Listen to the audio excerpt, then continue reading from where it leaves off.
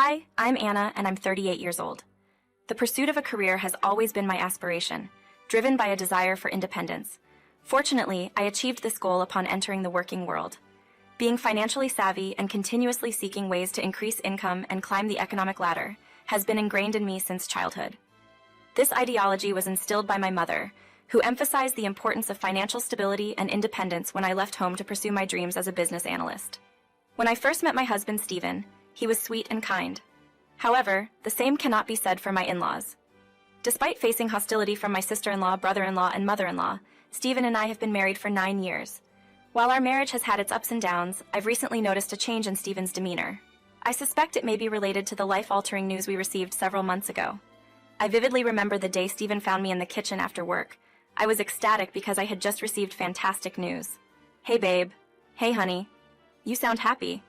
What's got my wife so chipper? Share the good news." I was so elated that I was unsure if I could believe what had just happened. "Calm down. Don't keep me waiting any longer. Come on, spill the news." "I just got back from work and I got a promotion." I started doing our happy dance, a tradition we developed for our 9-year marriage to celebrate joyous occasions. However, this time something was different. Stephen wasn't joining in. Confused and a bit sad, I asked, "Why aren't you doing the happy dance?"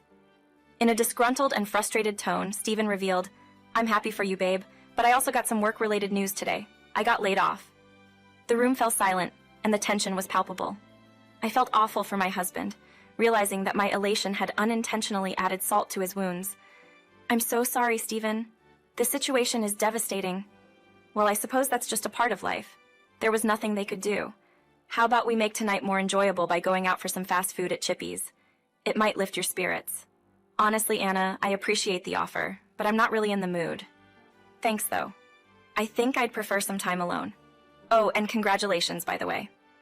The days that followed were less awkward but still uncomfortable. I could sense a growing resentment between us. It's not hard to suspect that Stephen harbored some jealousy and envy due to the circumstances, which is understandable given his sensitive state. I must point out that Stephen is quite traditional, valuing the idea of the father as the sole breadwinner with a wife taking care of the household. Unfortunately, that lifestyle isn't feasible in today's economy. We needed financial stability, especially with our focus on our children's education in private schools. Personally, such a traditional lifestyle doesn't appeal to me. I grew up believing in individual achievement and financial independence. With my recent promotion, I'm on track to lead a comfortable life. Being laid off was still a sore subject. Despite Stephen lounging around all day, not contributing to housework, and indulging in documentaries and video games, I tolerated it. A month passed, and Stephen was still in a funk. Even his extended family-in-laws, whom I wasn't fond of, visited. But I set aside my pride to provide support for Stephen. During one visit from my sister-in-law, brother-in-law, and mother-in-law, I felt uncomfortable and somewhat panicked at the prospect of receiving triple the negativity in my home. Despite Tom's insensitive comments about my job loss, I refrained from responding. My mother-in-law, loud and obnoxious, interjected with her remarks, emphasizing Stephen's apparent fragility and deserving of pampering. It was disheartening to witness his exaggerated treatment considering the circumstances. I'm feeling quite upset. The recent challenges have been tough. At least Anna has been here to support us during this difficult time, playing the roles of both a supportive wife and mother. It's disheartening to witness the state of the world. I've noticed that Stephen seems to have adopted some outdated philosophies. Anna, I think it would be a good idea for you to prepare dinner for all of us. It looks like we'll be here for a while. My breath hitched as I had just returned home from an exhausting day at work. I had to stay an extra 5 hours to please my boss, as I wanted to maintain a strong work ethic post-promotion. The last thing we need is for both of us unemployed, so I strive to stay on top of my game. Unfortunately, this often means I come home exhausted and have to take on the responsibility of cooking, especially on days when Stephen is feeling down. There are times when I wish to come home to a pre-prepared meal on particularly hectic days, but Stephen, grappling with his own emotions, would often refuse. Despite my irritation, I would usually let it slide. On occasion, though, I would plead with him, and reluctantly, he'd prepare dinner, but the quality suffered. Surprisingly, he was the better cook before losing his job. Tonight, I'm not in the mood to cook, especially for a larger group. Thankfully, our kids are staying with friends, so we don't have to worry about preparing dinner for them. I'm feeling sore and tired from recent work, so I suggest ordering food from a great pasta restaurant I know. Dramatic gasps escaped from my sister-in-law and mother-in-law, while my brother-in-law shook his head in disapproval. Stephen remained unresponsive to the unfolding tension. "How could you, Anna? I'm genuinely disgusted right now. We're your guests, and we seldom come over because you never extend an invitation. Is this how you treat us? My mother simply requested a nice home-cooked meal. The least you could do is serve us. Yeah, sister, I must say I'm quite disappointed to hear that from you. It doesn't have to be an elaborate 7-course meal. I find it astonishing that even we adults are being influenced by this younger generation. Anna, how could you pose such a question? We understand you're employed and busy, but can't you see that your husband is upset? Can't you do this one thing for him? You're his wife, for goodness sake. Handling the cooking is part of your role. Amidst the chaos of barking and yelling, I endeavored to de-escalate the situation. I clarified, I understand that you all may feel like guests, although you're family, not random strangers I'm trying to impress. But as I mentioned earlier, I'm quite tired. Since you all feel strongly about it, I will make dinner. I apologize for suggesting otherwise. Please bear with me. Making dinner might take some time because I'm utterly exhausted, but I will do it. As I rose to prepare dinner for my ungrateful in-laws, Stephen finally spoke up after what felt like an eternity, surprising me with his words. She's been forcing me to make dinner.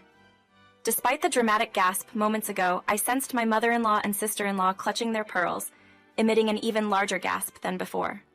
When I turned around, Tom shook his head more vehemently, displaying visible disgust pointed toward me. She did what? Are you out of your mind, Anna? How selfish could you be? Perhaps I'm the antagonist in this narrative. Well, at that moment, it certainly felt that way. I endured several minutes of angry in-laws labeling me selfish and evil for occasionally asking my husband to make dinner. It wasn't a daily occurrence, only on days when I was particularly exhausted and on the verge of collapsing on the couch. Sorry, Anna. I'm not trying to paint you in a negative light, but I believe it's unfair for you to burden me with household chores. If I'm the wife in this situation, the roles are supposed to be reversed. It's just not fair. I detected a crack in his voice towards the end of his monologue and immediately softened. My poor husband was grappling with a lot of angst and turmoil. I recognized his struggles with depression and the difficulty of getting out of bed most days. Perhaps he was so debilitated that he couldn't do anything. I decided to hold back my words and offer a compassionate ear. I'm so sorry, Stephen, I am okay. From now on, you don't have to make dinner. I'll take care of everything. I entered the kitchen and prepared dinner, consuming it in silence once it was ready and served. Stephen, Freya, Tom, and Martha chatted the night away, appearing to have a great time. They didn't include me in the conversation or inquire about my well-being, given my silence since the embarrassing and frankly unjust argument that transpired. It seemed they still held the belief that I was the instigator of everything. What bothered me most was what Stephen had said. While I was accustomed to my in-laws treating me that way, Stephen's behavior surprised me. Nevertheless, I set aside my pride, and from that day forward, I took on the sole responsibility of cooking and cleaning, contributing to my escalating stress and exhaustion. Another month passed and I continued to manage the household. Being the sole provider was sustainable for the time being, thanks to the bonus and slight pay increase from my recent promotion. However, I was aware that this situation couldn't persist indefinitely. Despite my growing concern, I allowed Stephen to continue indulging in his misery to some extent, understanding that he was entitled to feel upset about the whole ordeal. Fortunately, we were privileged that he could stay home and address his broken heart, unlike some people facing desperate financial situations, who have no choice but to seek work immediately after being laid off or fired. Stephen had the luxury of taking time to recover. This routine persisted for an additional 3 months, during which I observed the household funds steadily decreasing. Despite initially thinking I could sustain the household for a while, I began to realize it was unsustainable in the long run. If we wanted to keep our daughters in private school, Stephen needed to secure a job as soon as possible. One day, I sat him down and communicated this urgency. Stephen had been speaking to me brashly and curtly, exhibiting an attitude akin to a disgruntled child who hadn't gotten what they wanted. I think it's time you start looking for work. Our lives can't be sustained if we keep spending like this, relying on only one source of income. But I thought you had a job, and you got a promotion, remember? Do you remember how you're making more money than me because I'm jobless? Yes, Stephen, I understand you're still hurting, but we need to consider this. Our daughter's private school is very expensive. Don't you think I know that? God, you can be so obtuse at times. His tone softened as he noticed my eyes turning red and my face puffing up. Exhausted from everything, I was weary of extending sympathy to a man who was emotionally taxing me as well. Hey, don't cry now. I'm sorry, Anna.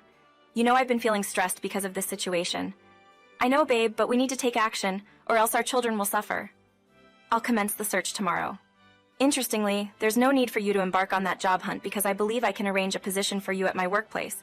Yes, it's true. I was the one who facilitated his employment here.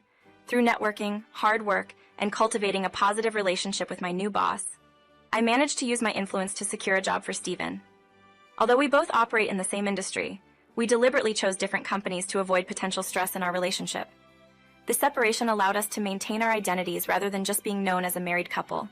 Given our circumstances, I felt there was little choice, and at the time I thought, how challenging could it be? As it turns out, much more challenging, as the upcoming revelation will reveal. Several more months passed, and Steven was making excellent strides in the company. However, what he disclosed to me after only a couple of months on the job left me astonished. Hey, I wanted to let you know that I've invited Mom, Freya, and Tom over for dinner because I have some very important news to share.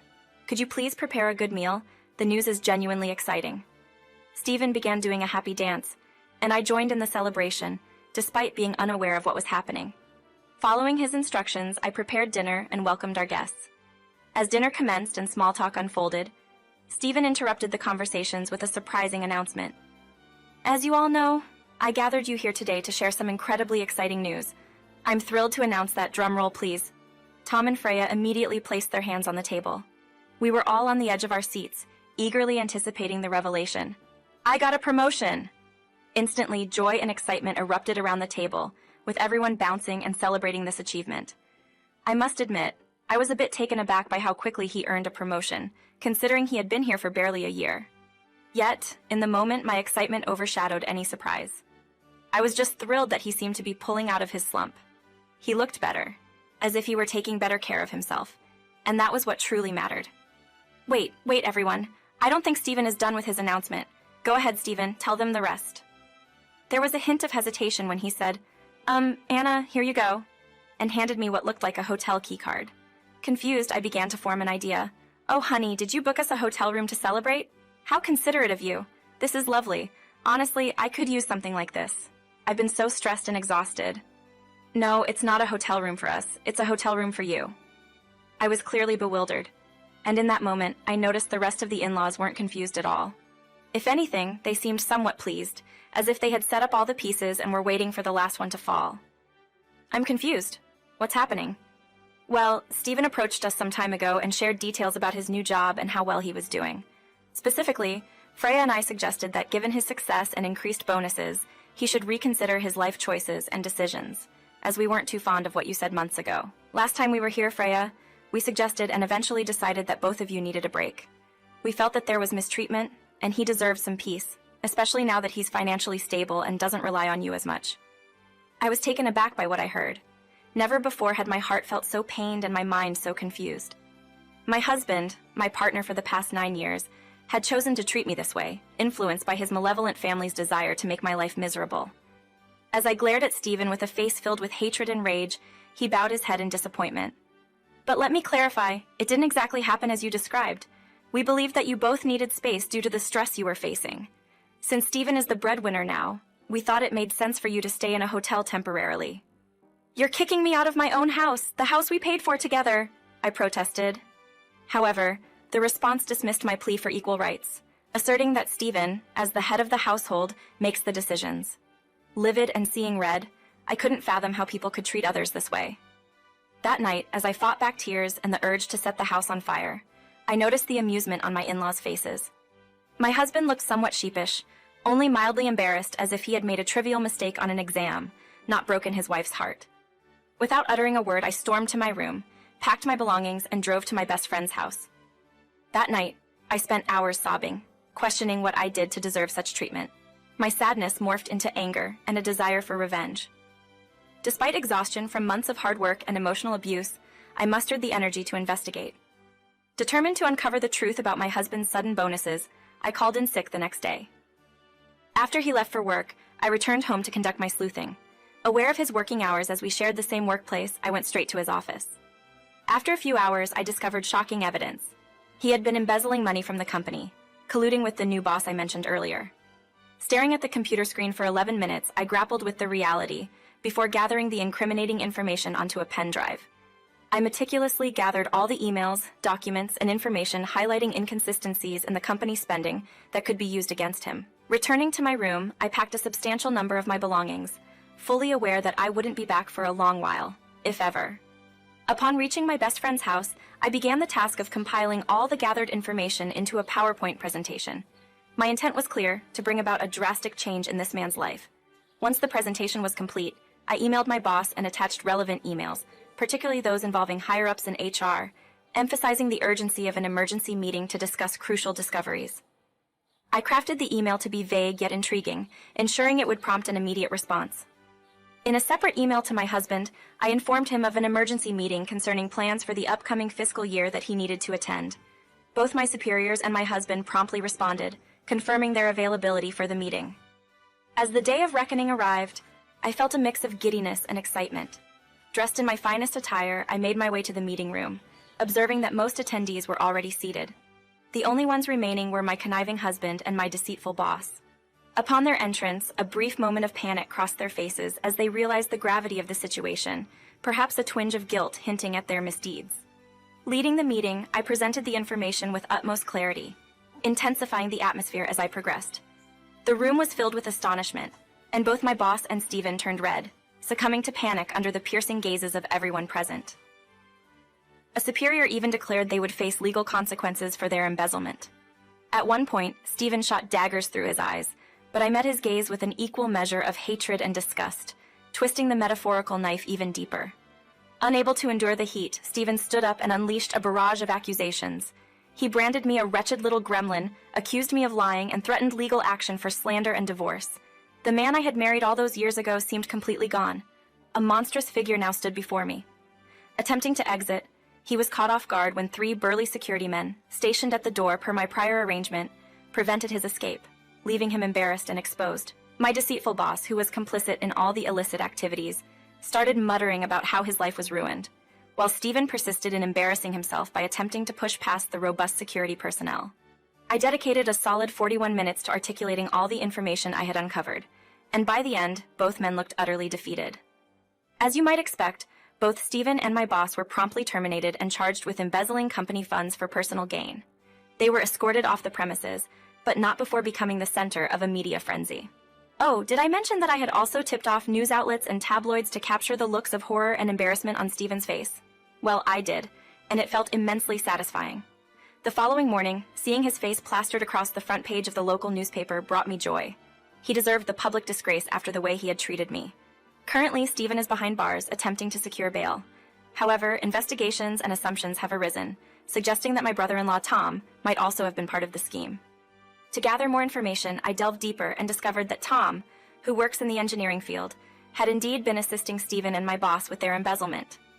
Adding insult to injury, it seems my mother-in-law and sister-in-law were also involved in criminal activities. It all began to make sense. The reason my in-laws and husband kicked me out was to facilitate their ongoing criminal endeavors. Speculations abound that Tom may join Stephen in prison, and my mother-in-law and sister-in-law are likely panicking as they anticipate being exposed soon. Despite the chaos of the past few months, I'm grateful that I unearthed this damning information before things could escalate further. My good deeds did not go unnoticed. Not only did I expose my reprehensible husband and his family, but I was also approached by my superiors. They thoroughly reviewed my work file, acknowledging my accolades and achievements, leading to my promotion. I'm taking over my old boss's position, and I start the new role next week. This promotion comes with a more substantial bonus and a higher pay raise, and I'm thrilled to embark on this new journey. As expected, I'm in the process of filing for divorce. I won't be associated with a criminal. Obtaining custody of the kids seems straightforward on my end. I am their mother, financially stable, and not a criminal who abuses trust. I am genuinely excited and happy about this new chapter I'm about to embark on. In the end, it seems everyone got what they deserved.